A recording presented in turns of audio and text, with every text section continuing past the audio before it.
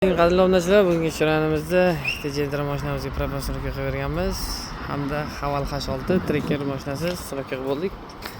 Ketishmoqda. Bu Cobalt mashinamizga italyanskiy zapchast o'zimiz 2 yil oldin surunkka qilib berganmiz. Yechib o'rniga propan surunkka qilishga olib qo'yganmiz. Yo'qda Gentra mashinamiz, Nexus 3 mashinamizga 4-paketlangda propan Yevropa gaz liniyalari bilan original zapchastlar uchun surunkka qilib beryapmiz. Bu Cobaltimizga silindr 63 talik balon bilan surunkka qilib beramiz. Bugundan keyin ko'rsatib o'tamiz.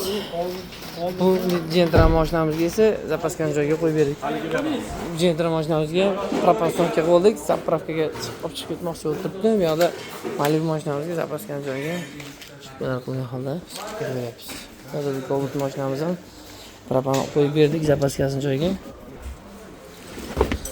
Xohlasa zapravkaga chiqib ketadi. Salondan to'g'ri olib kelishgan. Bu yoqda Kia Sonet mashinasiga bunga zapaskani joyga tabletka. Bugungi chorayonimizda faqat propan surunkka qilib beryapmiz. Shuning uchun video qo'yib beryapmiz. Metan yaxshimi o'zi, propan yaxshimi? Kommentda yozib qoldirasizlar. Bugun faqat propan.